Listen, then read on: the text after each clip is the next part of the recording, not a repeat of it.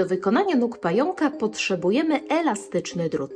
Odmierzamy odpowiednią długość, robimy 2 warstwy, a następnie ciasno skręcamy. Odcinamy i wyginamy drut w odpowiedni kształt. Dodatkowo zostawcie sobie około 20 cm pojedynczej warstwy drutu. Potrzebujemy takich nóg 8. Następnie prostujemy drut i odcinamy odpowiednią długość piankowej rurki. To nada objętość kończyną. Wkładamy drut do środka. Pozostawmy około 20 cm drutu na wierzchu.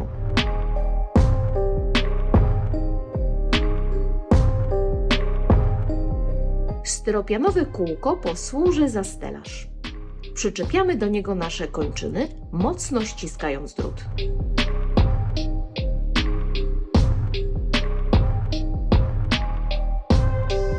I druga strona.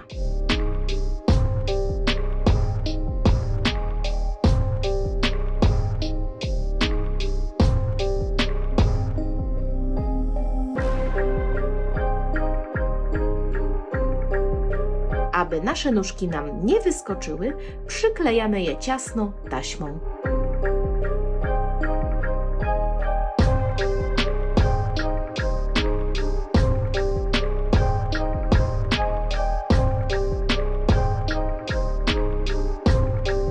Teraz bierzemy włochaty materiał i odcinamy odpowiednią jego długość. Zostawcie sobie dodatkowo 15 cm i tniemy. Paski nie muszą być równe, ale takiej szerokości, aby obejmowały rurkę.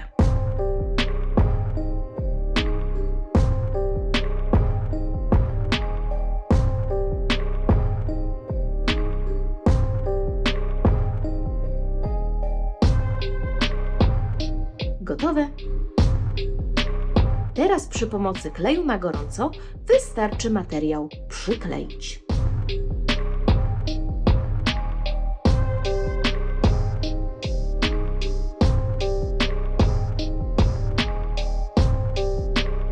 Druga strona.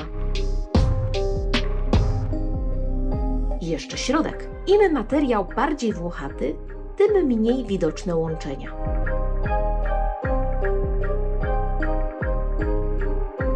Odwłok pająka zrobiłam z piłki.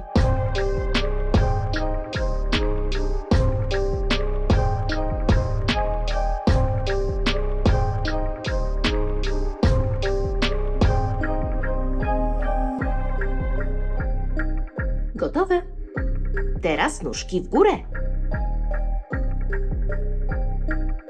Troszkę skracamy stópki i klejem na gorąco je sklejamy. Przyklejamy odwłok do stelaża. Teraz głowa. Zwinęłam kolorowy papier w kulkę i obkleiłam ją dodatkowo taśmą, aby nadać jej kształt. I materiał.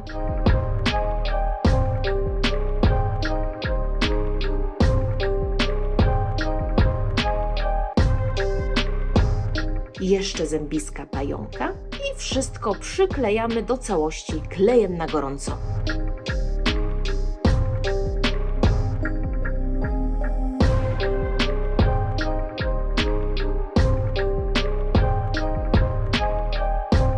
Oczy pająka to oczka samoprzylepne, pomalowane lakierem do paznokci.